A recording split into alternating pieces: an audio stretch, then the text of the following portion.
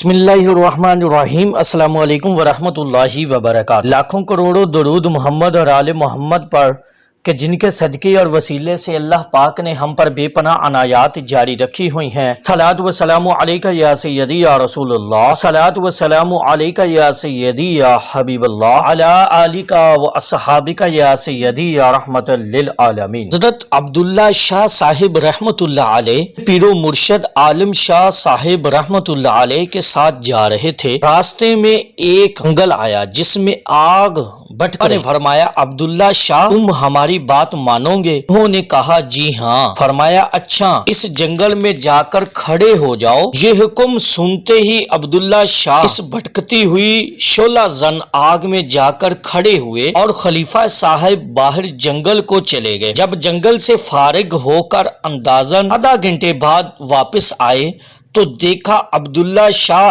اسی آگ یعنی جنگل میں کھڑے ہوئے ہیں۔ آگ خوب بھٹک رہی ہے مگر ان کا کپڑا تک نہ جلا۔ جب ان کو آوازیں دی گئیں تو وہ خاموش کھڑے رہے۔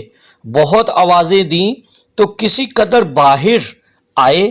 پھر لوگوں نے ان کا ہاتھ پکڑ کر انہیں باہر نکالا تو بدن پر پسینہ تھا۔ خلیفہ نے پوچھا کیا حال ہے؟ عرض کیا جب میں جنگل میں داخل ہوا تو مدینہ منورہ کی طرف منہ کر کے درود شریف پڑھنے لگا۔ الصلاۃ والسلام علیک یا سیدی یا رسول اللہ، الصلاۃ والسلام علیک یا سیدی یا حبیب اللہ۔ اچانک مدینہ منورہ کی طرف سے ایک نور آیا اور اس نور کو میں نے چادر کی طرح اپنے تمام جسم پر لپیٹ لیا۔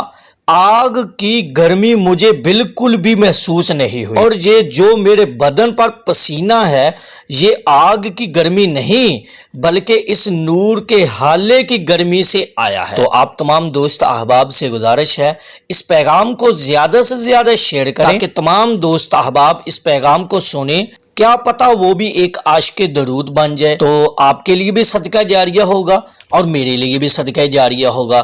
ایک بار محبت کے ساتھ درود شریف پڑھ لیجئے۔ صلی اللہ علی حبیبہ محمد وآلہ وسلم، صلاۃ و سلام علیک یا سیدی یا رسول اللہ، الصلاۃ و سلام علیک یا سیدی یا حبیب اللہ وعلی آلک وصحابک یا سیدی یا رحمت للعالمین۔